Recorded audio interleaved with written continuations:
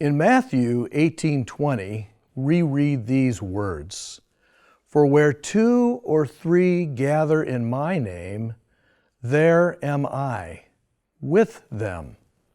I remember hearing this passage as a young person, especially during Wednesday evening prayer services I attended on the west side of Cleveland. I really looked forward to attending these services, especially in the winter months when we'd move our gatherings into people's homes. There was this closeness fostered when individuals extended Christ-like hospitality in their home. I remember feeling at home in these gatherings. I felt like I belonged. It was not by accident, it was intentional. As individuals took an interest in me, loved me, and envisioned a future for me as an essential part of the community. Sometimes the attendance at these services was quite small, and inevitably someone would quote Matthew 18:20, not always as written, to persuade the rest of us we should not lower our expectations for the service due to our small number. What was clear to me as a young person was the expectation of the Spirit's presence in our gatherings. This really got my attention. I listened intently to stories shared about how Christ's presence had been experienced or an insight had come in response to prayer over a concern. And as I listened, questions began to surface deep within me. These living stories of faith were uncovering a longing within to connect with something beyond myself, something I could not yet fully identify or describe, but sensed could be real. There was something significant occurring when we gathered in Christian community each week that launched my quest to want to know and experience more. These early experiences of small Christian community led to a serious pursuit of a question so many have asked throughout the ages. Is God real? I remember at the age of 10 praying every night for some awareness, perhaps an encounter with this reality. Most nights I was pretty sure my words did not make it beyond the ceiling of my bedroom.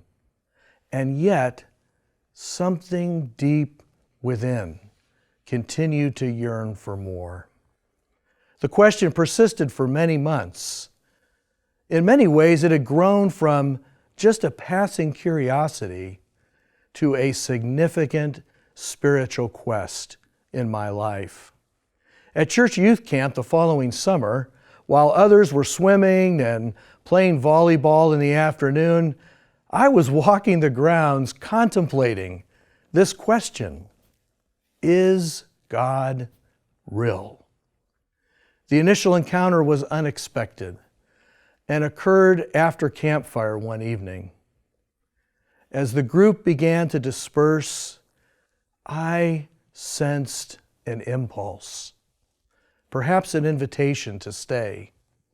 Soon I was alone in an open field, looking up into the depths of the heavens. Back home, I could only see a few stars, but here I could see the immensity of the universe. It was multidimensional, and it was beautiful. It was a moment of feeling quite small that I became aware I was somehow known, whether a few fleeting seconds or several moments, I can't be sure. I remember feeling fully enveloped, as though the universe had wrapped itself around me.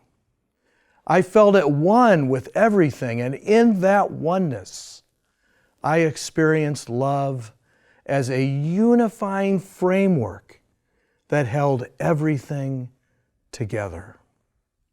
Words are inadequate to express the depth of feeling and awareness that came over me that night. It was a moment of clarity into something beyond myself, something I understood as love, ultimate reality, creating force in the universe. Years later, that initial encounter still shapes my understanding. It is what Sally McFay calls the radical relationality of God. This radical relationality calls us into the mystery of loving and interdependent relationships with all living things. It is this relational impulse that incarnated divine love in Jesus Christ and invites us into spiritually formed communities of compassionate action today. In the early Christian church, there was a saying, ubi tres ibi ecclesia, which means where three are, there is church. The first communities of disciples, or if you will, the first communities of Christ, were not described or measured by attendance figures, buildings, worship styles, large parking lots, or organizational charts. They were characterized by how closely they followed the way of Jesus, the peaceful one, what he modeled in the breaking of bread, the blessing of children, and the caring for the most vulnerable, no matter what their sizes or gathering locations. These communities were transformative, not because of what they proclaimed, but how they lived. They were Christ-inspired, diverse communities woven together as expressions of the gospel of peace. Jesus did not focus on size, but impact. He called his followers to be light, leaven, living water, good seeds, and savory salt. This was and is a divine strategy of incarnation, disruption, and transformation that does not depend on large numbers, but small groups of disciples committed to actually living the way of Jesus in their neighborhoods. It was about small communities within larger communities, actually demonstrating Christ's radical love as the way forward into the future. We read from Acts 2. All the believers were together and had everything in common. They sold their property and possessions to give to anyone who had need. They broke bread in their homes and ate together with glad and sincere hearts, praising God and enjoying the favor of all the people. And the Lord added to their number daily those who were being saved.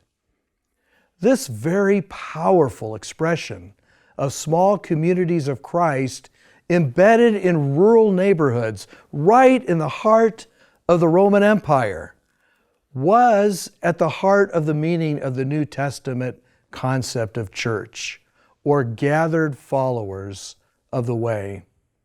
Recent revelatory guidance in Doctrine and Covenants 163 and 164 is challenging us to discern and embrace our identity and calling as communities of Christ, embedded right in the heart of our neighborhoods, committed to living the way of Jesus today.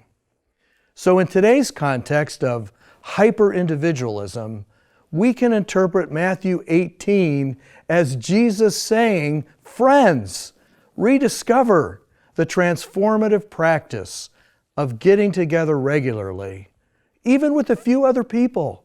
It doesn't matter when, where, or what form it takes.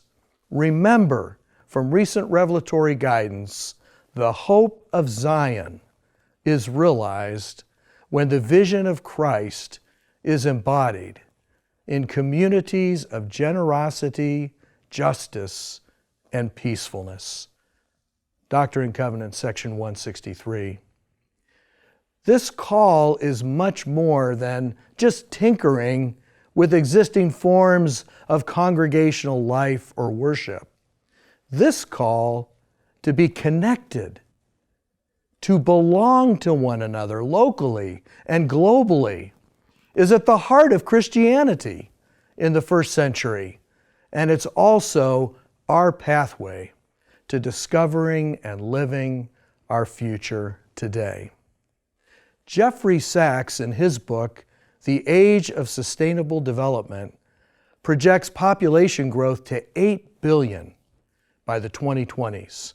He shares these words: "These billions of people are looking for their foothold in the world economy.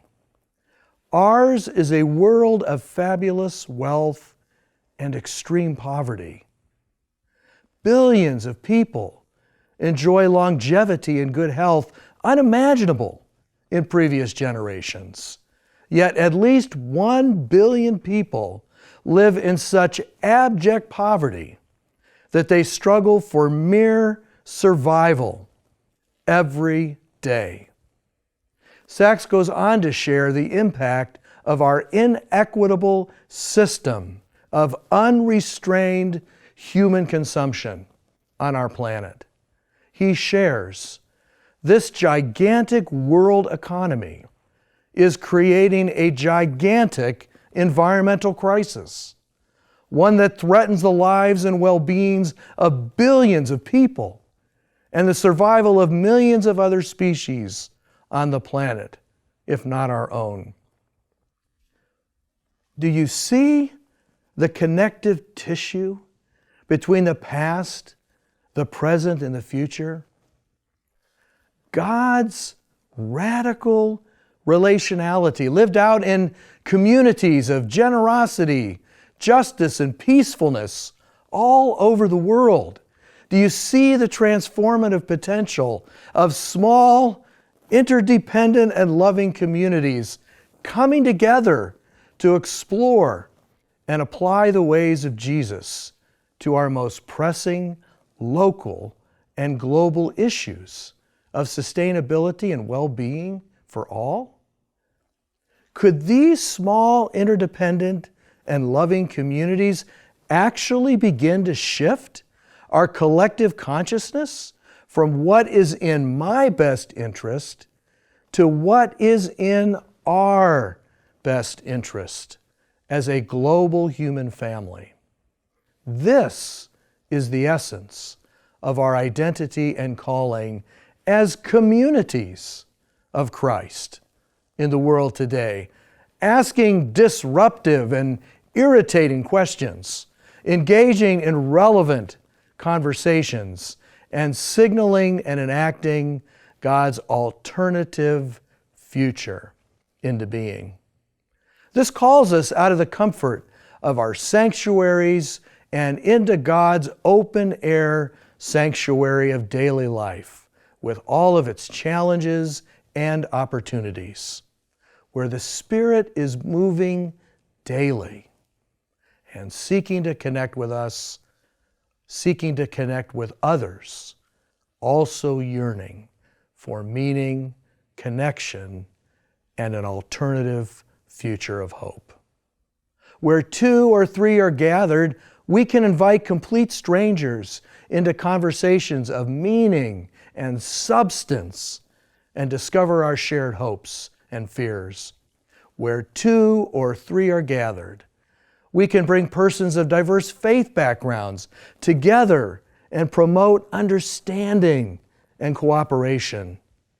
Where 2 or 3 are gathered, we can explore and implement strategies that lead to sustainable living in our local neighborhoods.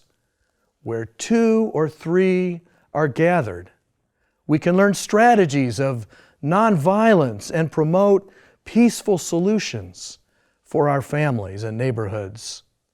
Where two or three are gathered, we can invite the lonely and the marginalized into inclusive and loving community. Where two or three are gathered, we can advocate for legislative changes that help those forgotten or discarded by society. The Spirit is inviting us to rediscover something profound, simple, and transforming that has been there from the beginning. The power of loving relationships, life in the Spirit, in community, where two or three are gathered to change our current trajectory away from individualism, fear, environmental destruction, and violence toward one another. Transformative change. The change we seek in our world occurs when two or more come together and risk a simple conversation and envision together how things could be different. Margaret Wheatley, in her book Turning to One Another, finds great hope in our willingness to simply risk a conversation and listen to one another. She writes, "I believe we can change the world if we start listening to one another again." I still believe this. I still believe that if we turn to one another, if we begin talking with each other, especially with those we call stranger or enemy, then this world can reverse its darkening direction and change for the good. And I know with all my heart that the only way the world will change is if many more of us step forward, let go of our judgments, become curious about each other, and take the risk to begin a conversation. So who will you invite into a conversation in the coming week? How might a new conversation, a new relationship, a community of two or more persons become a movement for new understanding and transformative change?